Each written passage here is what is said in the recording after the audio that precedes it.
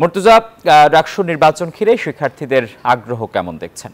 রাজশাহী বিশ্ববিদ্যালয়ের রাকসু নির্বাচন ঘিরে কিন্তু এখন নানা সমীকরণে হিসাব মেলাতে ব্যস্ত সম্ভাব্য প্রার্থীরা। এর পাশাপাশি বিশ্ববিদ্যালয়ের সংশ্লিষ্ট যারা রয়েছেন তাদেরও এখন আলোচনার কেন্দ্রবিন্দুতে রাকসু নির্বাচন। আর রাকসু নির্বাচন তফসিল অনুযায়ী আগামী 15 সেপ্টেম্বর অনুষ্ঠিত হবে, সেই সাথে হল সংসদের নির্বাচনও কিন্তু অনুষ্ঠিত হবে। আর রাকসু নিয়ে কিন্তু পরস্পর বিরোধী প্রতিক্রিয়া জানিয়েছে বিশ্ববিদ্যালয় ছাত্র সংগঠনগুলো। বিশ্ববিদ্যালয়ের ছাত্র শিবির রাকসু নির্বাচনকে স্বাগত জানালেও ছাত্রদল বলছে যে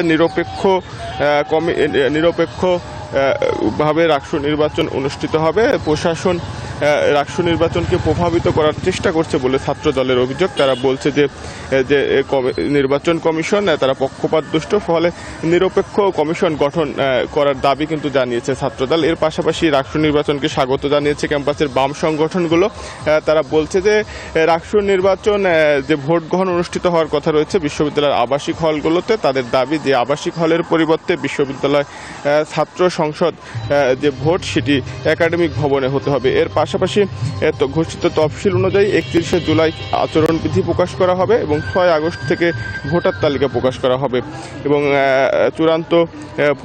চূড়ান্ত যে ভোটার তালিকা প্রকাশ সেটি তারপরেই করা হবে এবং 25 আগস্ট থেকে মনোনয়নপত্র দাখিল করা হবে। 27 এবং 28 আগস্ট মনোনয়নপত্র বাছাই, 31 আগস্ট প্রার্থীদের প্রাথমিক তালিকা প্রকাশ, 4 সেপ্টেম্বর থেকে প্রার্থীদের চূড়ান্ত তালিকা প্রকাশ করা হবে এবং 15 সেপ্টেম্বর সকাল 9টা থেকে বিকেল 4টা পর্যন্ত ভোট গ্রহণ চলবে। ভোট গ্রহণ শেষে কিন্তু সেদিনই গণনা এবং ফলাফল ঘোষণা করা হবে। আর রাকসুর তফসিল ঘোষণার সময় কিন্তু যারা নির্বাচন কমিশনের সদস্য রয়েছেন তারা কিন্তু বলছেন যে সুষ্ঠু, অবাধ এবং নিরপেক্ষ ভোটের আয়োজন করা হবে এবং সর্বাত্মক প্রস্তুতি তাদের রয়েছে, সেই সাথে ক্যাম্পাসের নিরাপত্তা বৃদ্ধি করা হবে বলে কিন্তু জানিয়েছেন কমিশনের সদস্যরা। এই ছিল রাজশাহী বিশ্ববিদ্যালয় থেকে সর্বশেষ আসিফ টিপু।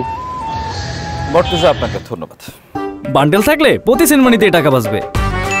বিকাশ সেনমানি বান্ডেল কিনে জিতুন প্রতি লেনদেনে।